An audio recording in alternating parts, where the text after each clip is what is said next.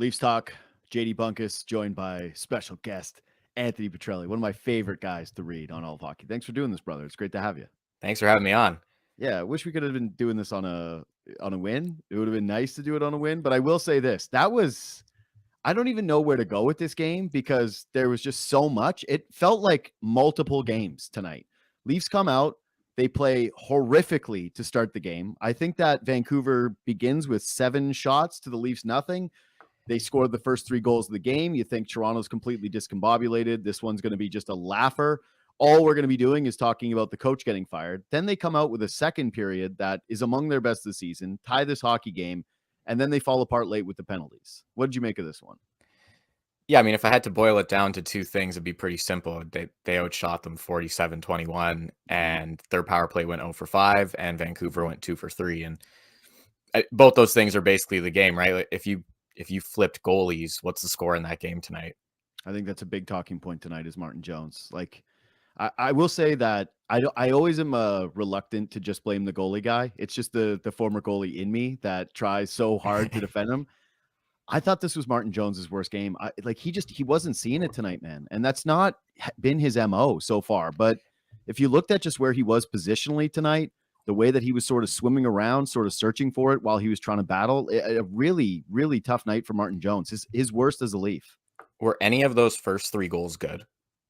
No. Like, were they weren't, like, none of them were actually good goals. There was a point, I know we were messaging early on. Snipe. Second one was a nasty goal, but you got to save it. You got to save it. You got to save it. I mean, it's not some crazy release that Hoglander has. It is a decent shot. Credit to him for taking it, but it's not, Pettersson ripping it or Miller, someone who's deceptive in how they shoot. It's just a guy going short side. Yeah. Right. Conversely, we were messaging during that first, and I was going, "Oh my God, what happened?" But there was a point really early on in the second, before the Leafs even scored to make it 3-1, and I was looking around going, the shots are 11-9 Toronto, and they're losing 3-0, and none of the goals were good. Nope. Like, none of them were. At the same time, though, it needs to be addressed at how poorly they started the game. Like you mentioned, shots were 7-0. And Vancouver came out fired up and ready to go, and the Leafs didn't match it. They completely did not match it. And that is problematic because that has been a theme for them for years now. It's hard. You don't want to continually just point to things every single time and exasperate it and make it a bigger story than it needs to be. But at the same time, when this is just, it's always a theme. It's a big game. And that is a big game. They're playing a top team in the league. They're in their house. It's hockey night in Canada. The Leafs have went into that, losing 16 of 18 in Vancouver. Like, players got to be aware. Vancouver since 2019. Yeah, and then that larger trend was, I think, 16 of 18, which is just insane. And so, you had to be ready for that game, and they absolutely were not ready. Yeah, I think that this was a game of a couple themes for them, which was the D zone coverages. Some goaltending bitching from everybody, probably, and every single Maple Leaf fan that's possible. And yeah, I thought that the biggest goal of the game, arguably, or one of the biggest goals, was just Toronto's trending in the right direction. They're dominating Vancouver. And then what happens, right? It's slow starts and it's poor finishes to periods. And it's the final minute of the second period where they give up the fourth one. It's another leaky goal. It's another play where, they get hemmed in their own end. And bang, all of a sudden Vancouver is able to kind of find themselves and go into the period going, wait, we just got completely caved in, and yet we're winning this thing. Yeah, and I think what is tough too, and I know I point at the shots, but it's worth kind of flagging and discussing. So Vancouver started the game off hot when it was a tie game early on. Obviously, starts 0-0, but then when the Leafs tied the game, the Leafs did make a push after to get that fourth goal. They didn't. Vancouver scored this goal, but you still go into the third period all in all in pretty good shape, feeling good. And Vancouver, again, it just felt like they were creating. And I was having a little bit of, you're kind of watching it going both ways. You're going, one, anything that goes towards the Leafs net is just an absolute adventure, good shot or not. It just felt terrible tonight, no matter what it was.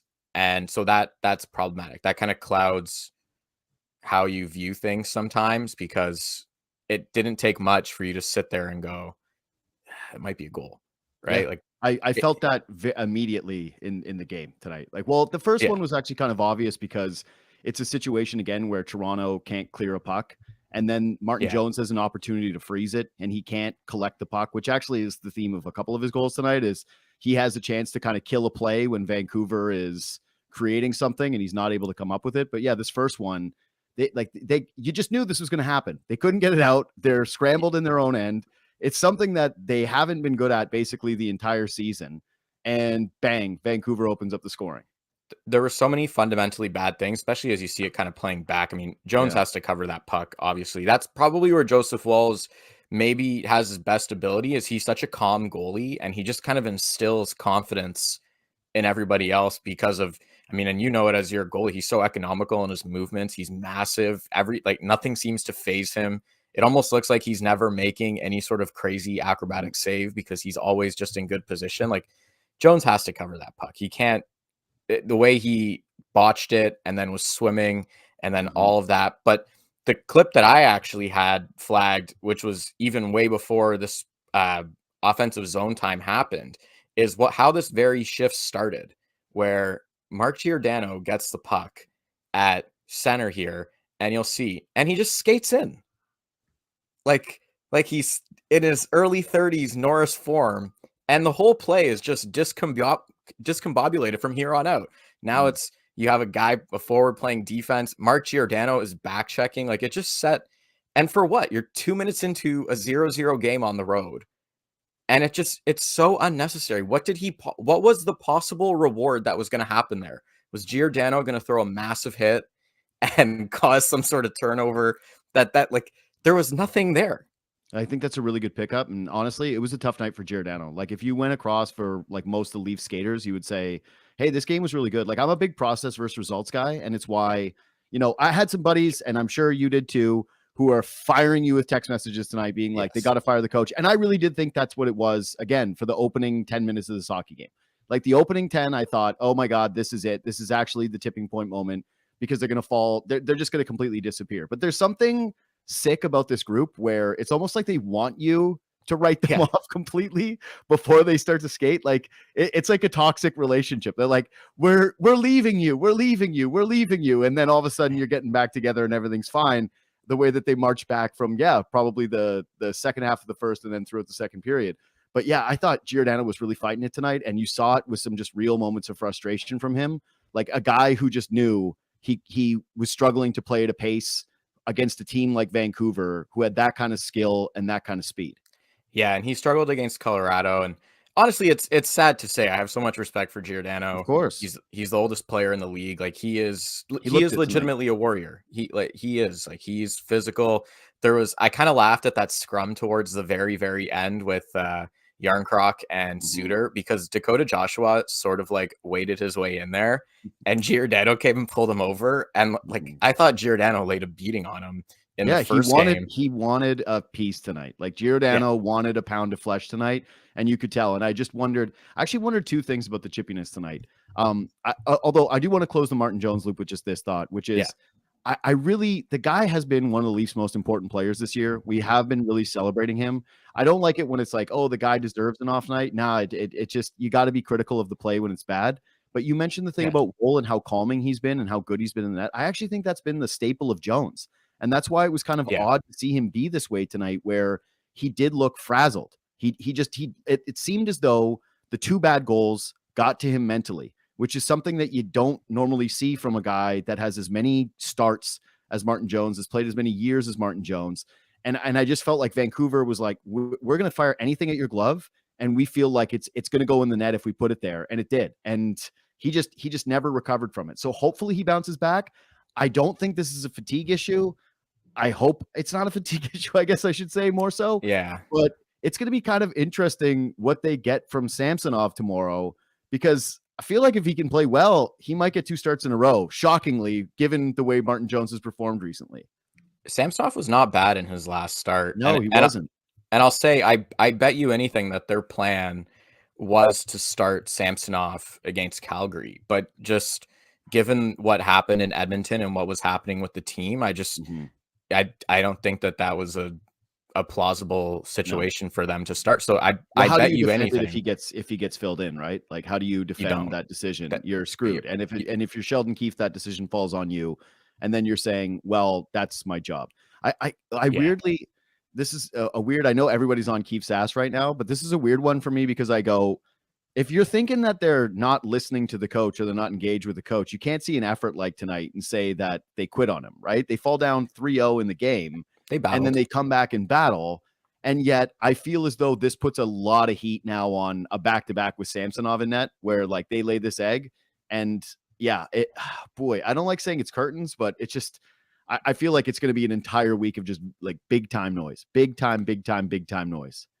Yeah, I mean, I ultimately I don't think it's this one was on Keefe. I mean, again, shots were 47-21. You know, you win that game more often than not. But I do think that there are some things that do need to get flagged, which is one, how bad that start was. Like they weren't ready, and they weren't ready against Calgary either. Like they were awful in the first period against Calgary.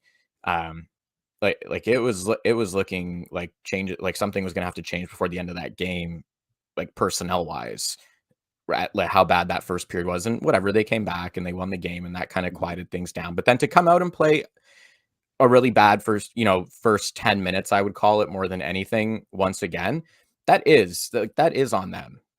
That is on preparation. That is on not being ready to go.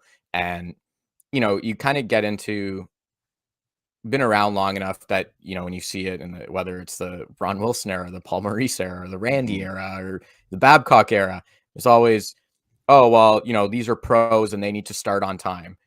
And it's on them at the end of the day. But like that stops at the coaching staff. Like there's never any stress of accountability on that side of things.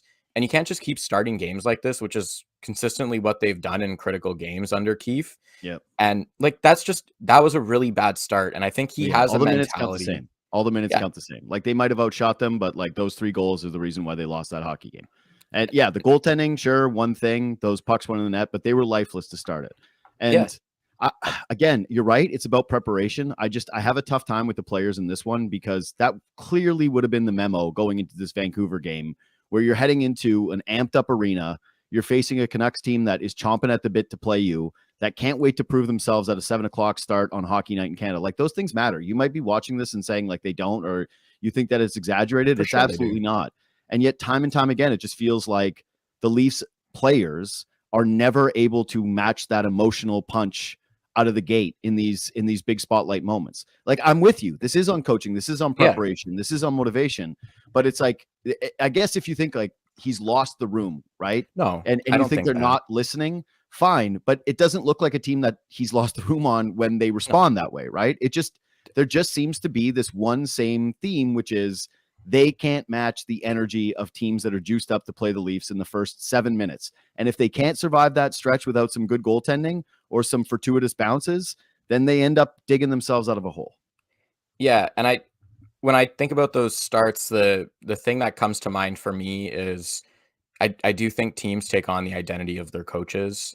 And I think we've heard this from Keefe so many times. This, it's 1 of 82. I think he very much has that mentality across the board. It's another game. Like we don't want to get too high. We don't want to get too low. And you never really do see them get high. Often you don't see them get low. So that part is good, but you never see them get high. Sometimes it's not right? good. Sometimes you'd like to see them feel a little low and look a little angry with some of the performances, maybe a little bit. That's the thing I loved about tonight is they played really chippy. They found a way to fight themselves into the game, and they were playing with a ton of emotion.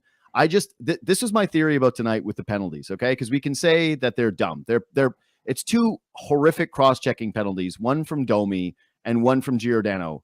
And I couldn't help but think to myself, all right, how much of this comes from the team not playing this way very often, where it is with a lot of edge, where they are used to playing in a chippy game, and like their experience with the playoffs, right? So they should have some of this. But I wonder if it just boils over a little bit more when you don't have those repetitions, where all of a sudden you're in a game like this, you're not really used to it, and now you don't know how to contain that emotion, and it manifests itself in a couple of horrific cross-check penalties.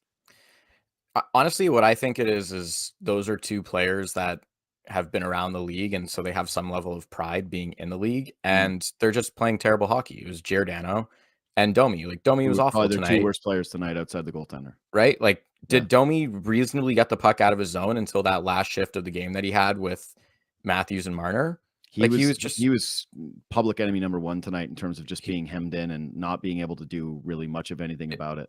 it was awful, and so to me, a large part of that is just frustration from being in your zone all the time, and Mhm. he's trying to stop it, and Giordano kinda similar, right? I thought that one was a little bit more, like, it was a little bit softer, I would Mhm. call it. Um, like, that was pretty high in the back. I don't wanna sit here and, like, fully analyze the cross check, but it's pretty high in the back to flop I think it the was way it was that a he little bit of a did. dive, but in that situation, Yeah. right after they've just called that penalty where you're in wide open ice and there's no one within 10 miles of you, it just Yeah.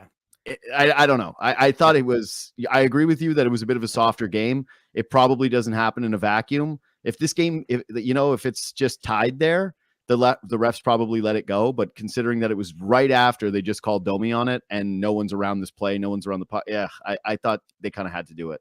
Yeah, and, like I said, Giordano, we talked about it already. He had trouble with the speed of the game today. Mhm. He was not good. I just didn't think he was making good decisions by and large. We kind of highlighted it with that skate in for Mhm. no reason, which he's been strangely doing now for like weeks on end. And again, like, to me, those things start to circle back to coaching, because like, why is nobody talking to this guy? Like, the fact that he thinks that he's green lit to go forecheck 0 Mhm. 0 2 minutes into the game is insane to me. The fact that he thinks that he's able to just like freely go all the way below the goal line, 0 0 2 minutes in, on the road, no less. Mhm. Like, if it was San Jose and Toronto and Sure. Giordano was like, you'd kind of sit there on the bench, be like, okay, like, take this game a little bit seriously, but like, all right, whatever. But again, you're on the road. It's one of the top teams in the league. You've already beat them. You know they're going to come out fired up. The speech for Vancouver writes itself in this game every time, right? Like, 4 p.m. game. In this case of this season, it's like we're the top team in the league or one of them, and we have to cater to Toronto, and Yeah. it's easy to hate Toronto. They came out as fired up as any one of us reasonably expected them to. Mhm. Yeah, And I think so, that that's been something with a lot of their defensemen this year. Like this has been the thing with McCabe, right? Is if yeah, you're going to say that it's coaching and say that it's okay, I think it's beyond okay. I think that it's something that they've clearly encouraged with their team yeah, because this isn't something that you just see as a one-off tonight with Giordano, as you've mentioned. They've yeah, been caught on this all season long. This has been something that goes back to the very first week of the season. So I think it's a really good catch tonight. I think it's a really good point of conversation. But yeah, I think that this has been emphasized, and now if they're trying to reel it back, you're caught between two thought processes. So I'm not really sure what to make of it again, other yeah, than undisciplined action by a player, but part of something that is something that has been instilled in them by the coaches. All right, anything else on that, or can we move to the next thing? Because I got to say, like I thought tonight again was a real the positive side, because we've done a lot of negatives. yeah, Another just awesome game for Mitch Marner and Austin Matthews, where the two of yeah. them I felt like completely kicked ass. I think I think what was kind of interesting watching it is, I know there's been some talk about, should the Leafs be sellers of late and whatnot. Mhm. And I was kind of watching a lot of that game going, honestly, if you're going to look at me with a straight face and say Vancouver's a top 5 team in the league, which a lot of people seem to be, and you won't find a soul right now that's saying Vancouver shouldn't buy. Sure. Like, should the Leafs really be like ultimately worried? I wasn't watching that game going, wow, like Vancouver. Edmonton I watched and went, Edmonton's a problem. But I Edmonton and definitely, Colorado both, I thought yeah, this feels like a different level of team. But you're right. yeah. Vancouver certainly didn't feel that way tonight. They've I, got I, incredible pieces. Hughes is just like a true delight to watch. Like yeah, he's great. a genuinely just every single time he comes over the boards, ooh, I'm having fun watching this player. But yeah, the Demko was awesome. It's not the Yeah. best performance of Vancouver season. I don't think that they would say anything like that. They probably went to sleep a little bit too when it was 3-0. Like you come out with Yeah. that kind of energy. The downside is It's tough that to sustain. yeah, exactly. And all of a sudden, a Leafs team that decides to turn it on, it's harder for you to play. So yeah, not the easiest game I think to just evaluate Vancouver on a whole. But no, I don't think that those two teams are world apart. I don't think No. that the Leafs are some kind of a cellar dweller team. I think that the bigger issue with them is that if you are heading into the deadline and you're right around, or you're you're not. I've said it all along. I think it's 2020 all over again, where there's maybe a piece or two that are unrestricted that you say, yeah, give us an offer. And if you're going to blow our socks off, maybe we'll move off of this piece like they tried to do with Tyson Barrie, or you're adding minimally and you're just saying, we're getting you a Nick Patan. That's all you get. Nick Patan. Hope you enjoy because you can invest, I think, more into this team without them showing you more consistently what we saw from the second period onward tonight. The Tyson Barrie point is interesting. Not that I want to get into a whole like trade deadline approach piece right now, but in which I'll say, much like Tyson Barrie then, and with what a few guys are showing now, you can make a real case for addition by subtraction. Just literally get off the team. Yeah, that's it. And a bunch of their guys are on 1-year contracts. Like there's a lot of players out there that are pending free agents that are just rentals to other places. And if you're, I hate saying this because it's going to probably get clipped by somebody, but I thought about it with Domi tonight where I went, God, is he going to be one of those guys where you actually entertain a conversation where another team says, you know, if you're Dallas, hey, this guy was great for us last year. He's not working in Toronto. You don't pick up the phone and just say to Toronto, hey, maybe there's some kind of a move that we can end up making here. And you use whatever piece that you get in the Domi trade to flip it for someone else that can help you at the position that might fit your team a little better. Like, I know that takes a lot of creativity. That's a lot of risk. That's probably a bit of a hot take for right now, 40 plus days removed from the deadline, but I've been sitting on it. I've been sitting on thoughts like this, buddy. I think about the Leafs every day. I think the overall premise, though, which ties back to your part about Matthews and Marner looking great today, and I thought Nylander was also able to kind of create at will tonight. Obviously, he best game since the contract. Yeah, and he was making plays and all of that, so he was kind of driving his line the way that we're more accustomed to seeing from him, and all that to say is like their third line just got completely tilted tonight. They were on for early goals. They were on for critical moments. They took bad penalties. You kind of watch that game and go, if they just had a third line, literally just net nothing, just zero, just don't give up anything. Don't score anything. Just don't take a stupid penalty. Don't draw a power play, which I think is also a problem. Their power play was 0-for-5 tonight. We'll get into that in a bit. But if they again, just a third line that legitimately did zero things across the board, they probably win tonight. Well, and that's a problem. You can't lose games because of that. Totally agree. And as Jobo pointed out, our producer on the show in our chat, it's tough when there's a guy in Vancouver and Sam Lafferty that looks like he would be playing third line for the Leafs right now, if not higher up the lineup, because maybe he would have replaced Bertuzzi or he would have been doing more. But yeah, he's got as many goals as Domi and Bertuzzi have combined this season. That's a really tough stat. We've praised Tree Living a lot on this show and for finding the guys along the margins, right? The Simone Benoit's, he's gotten and I like a lot of credit tonight. Benoit's had a really good season from what you can consider terrific for them. Jones up until recently has been phenomenal for them. Awful tonight, but I think we all agree that his move to make sure that he was getting extra money had someone claimed off waivers was a stroke of genius. But yeah, the Domi and Bertuzzi things continue to be pretty awful. Although I will say I thought Bertuzzi was good tonight. I really did. I thought that Bertuzzi played with a little bit more of, he looked a little bit more like the guy that you expected when the Leafs signed him. The tough thing with Bertuzzi is he's doing a lot of things well, and his line has generally been good all season, right? Like that Tavares, Bertuzzi, Nylander line was probably their best line for the first 2 months of the season. And he played a big role in that. Like he was not a passenger. But at some point, you need to produce, and he's just not. Like I love what Bertuzzi brings. I have so much time for all the little battles, like how nifty he is and recovering pucks, and what like the damage that he does in front of the net, and all these things. But like he is missing wide open chances now. Like he had one 2 tonight, all alone in the slot, which was just it cannot happen. I know that the disallowed goal, a bit more of a tough one when you're kind of getting hit from behind and it's in tight, but the one in the slot earlier in the first period, finish it. It felt like, I hate to always bring him up, it felt like Alex Kerfoot, man. He got the chance and I was just kind of shrugged and went, all right, well, who cares? Just it wasn't going to be a goal. You knew it. And you expect better from that. He had 30 goals one season in the league. I know a few were in the empty net and all that, but like he should be serviceable offensively, and it just has not happened, and that is a problem. Like they desperately need some secondary scoring. I really like his playmaking. I think that we again pointed out a lot on this show because I think that everybody wants to like Bertuzzi and they want it to work for Bertuzzi. And some nights it is a little bit overpassing when he's got an opportunity. But tonight was just one of those nights where you go, nope, it wasn't that. It was just the inability to finish. Okay, so you mentioned the power play. I think that's a good larger theme to kind of close on before we do rapid fire. What do you see with it? Because yeah, Vancouver's was so dangerous, right? Like they step on the ice and you go, oh my God, this is terrifying. And you say, all right, maybe it's Hughes, maybe it's better, but the Leafs have all the talent in the world. And I know the end of the game to me, I'm not really counting those power plays as much because it's just, yeah, it's ugly. You're just seeing scrums. You know, the Leafs know that they're not going to be able to tie this game at this point when there's like 25, 30 seconds left. But what are you seeing with the rest of it? Because it's been pretty consistently not great now for a while. Yeah, it's quietly not been great, but their percentage has still generally looked good just because they've had so few power plays that when they score on the odd occasion, it really kind of juices the numbers a little bit more than probably it should.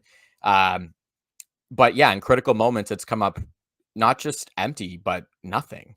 And the biggest thing to me is they cannot gain the zone at all. Yeah. Their entries have just fallen off a cliff. They look absolutely terrible entering the zone through the neutral zone. We all know the play at this point where, you know, Rielly's going to lug it to the blue line, maybe to center, and then he's going to drop it to Matthews and Marner. And it's gone completely stale in how they've approached it.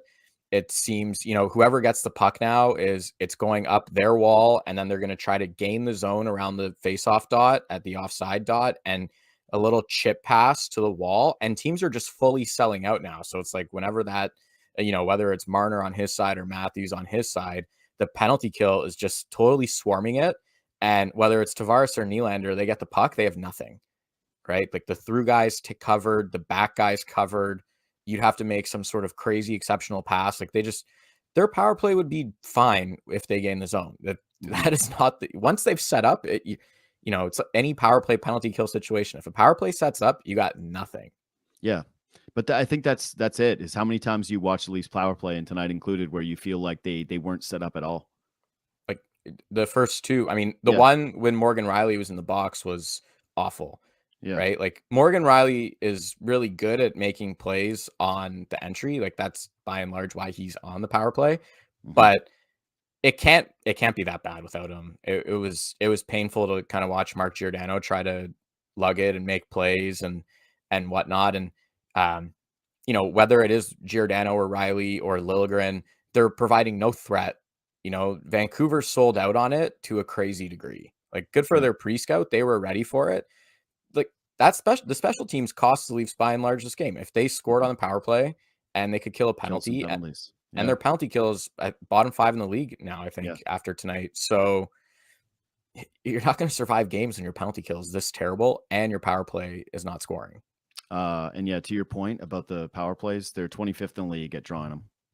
25th in the league when it comes to power plays. So I'm sure there's games in hand on some of these, so that maybe there's a couple of teams in front of them. But yeah, I think it's pretty fair to say that they're locked in per game bottom 10. So yeah, when you get the opportunities, maybe do a little bit better with them. Okay, so time for rapid fire. Unless any other big thing for you? No. Okay, yeah. I think that I think my favorite moment of the season was the Mitch Marner shorthanded goal. Like I really do. Like I have not had a more joyous like way to go. We were joking about, I think it was I hate misattributing tweets. I think it was Nick Richard that McKee pointed out, had a tweet the other day of like, hey, Mitch Marner, the 600 points, right? He Ontario guy, surely he is beloved, right?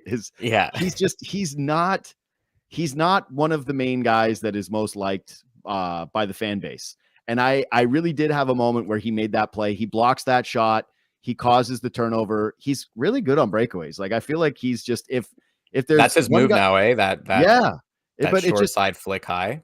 But don't you kind of feel like if you've got one life on the line on this, it's actually him over Matthews in this particular goal scoring Like, it's hard to say that, but I feel so confident when Mitch is on the break. But I feel like Matthews doesn't really get in-game breakaways. I'm yeah, trying to think of when he ever really gets them. yeah, I can't think of one right now. But I had a real yes, Mitch moment, like way to go, Yeah. kid moment. Like I was rooting for him like he was a child, saying everyone should give you a little bit of credit for this play, for this moment, or for this sequence, that shift. That was a great overall shift from him. I mean, that Yeah. was a huge block, and it was obviously painful. And watching it live and in the moment, I went, all right, well, he's getting off the ice. And then he stayed on and he caused a turnover. He did it all himself. I mean, Yep. he is a star. I know some of the frustrations. I have them myself with him. Sure. And potentially with the way he's just overall managed and deployed. But he is capable of doing special things. And that was a special shift in a big moment in the third period. And you'd like to see it, not to circle back on the penalty kill, but you'd like to see the penalty kill just come through at some point. Guys make big plays. And that kind of happened the first time they played Vancouver, right? Where guys stepped up and got into fights after huge hits. And then they just scored on the power play. Mm-hmm. So you'd like to see the penalty kill just dig in a little bit and kind of respect the effort of the teammate or whatever that's happened in place. It's just, it's tough. It was a great play. It's going to get lost in the season because they lost the game and all that. So it's a little bit unfortunate. Yeah, it is. I will say though too, and this, I think it's a hockey IQ play, the block too, though. They said it on the broadcast. Like, this is a Vancouver pet play on their power play. It's a guy who obviously studied their film, was prepared for it, made the play, and sacrificed the body to make it. And so all of those things combined, I just thought it was a lot of what Mitch Marner offers you, right? Which is high level hockey IQ, high level stick in terms of being able to intercept and break up a play, and then like great finishing ability with that move that he's kind of made his own on that one. Any rapid fires for you? Yeah, I know you've been picking on him lately, so I guess I'll take the mantle for that. But Matthew, I've been trying not to pick on him lately, by the way. I've been saying it with the nicest, he's young and it's not all his fault and there shouldn't be this much pressure. I'm doing a lot of couching on it. Look, he's a young kid. I don't want to pile on too hard. Yeah. It's his first year in the league. All of those. See, now you're getting things. it. Now you're getting it. Yeah. Now you know how to do it. Now you can go. Now that I've prefaced it, I mean, he could not break out tonight. And that's been a theme with him. Honestly, I thought even since when he entered last season on the team, the difference is last season, he was kind of coming in hot from college, full of confidence. And he actually scored a few times right after. Like he did once against Tampa in the playoffs where he actively cost them a goal. And then he came down and scored, the next shift that he had. So that is obviously not happening right now. It's hard to do that in the league. Like the play that is on right now, that can't happen. That has to be a chip out. Vancouver scored on the play. Like the play continued from here. And then that ended up being the 4-3 goal. And he had so much time on that. Like more than enough time in the NHL. This is a weird thing with him right now is that this is a thing that has been driving me nuts for like this entire stretch of poor play, is that he's just not winning board battles in the D zone and just chipping the puck out. Like it's these simple, you would be thinking, okay, big body, make a strong physical play. And he's often either holding on to it too long or he's trying to go back in the D zone sometimes with it. It's weird. These are the kinds of things that get you radio because he's skilled enough to come out and make some highlight reel plays and do some things. And we've seen that. And by and large, he's producing at a respectable rate. But to me, like this is the play again, like that has to be off the wall and out. Like it has to be off the wall and out. You are on the road. You're playing a top team. There's a minute and a half left in the period. Your top players just had an absolute period to tie you guys up 3-3. The fans, the Leaf fans in the arena are taking over and you don't get it out there. And look what happens. And you go in to the third, feeling kind of okay that it's now 4-3 instead of 3-0, but a little bit bittersweet that you don't have the lead, or sorry, that you're not tied at minimum. And that kind of snowballed and carried over into the third, unfortunately. So you saw his reaction too, right? He knows. And they need, he knows what's going to happen here. It's like, he's like, this is me back in the film room getting grilled over the same thing that I've been doing wrong for the last 4 games. And it's tough because, like we said, like 17 points, and I think it's now 42 games for him. Like that's a reasonably productive rookie season. That's hard to overall knock. And at the same time, he also spent a good chunk of that time so far stapled on the top line, playing with the best goal scorer in the league. So that's not really that great production in that kind of look at it. You're going to pace for 35 points playing with a guy who might get 70 goals. Like that's actually really hard to do. That's actually impressively low when that's been one of your primary line mates.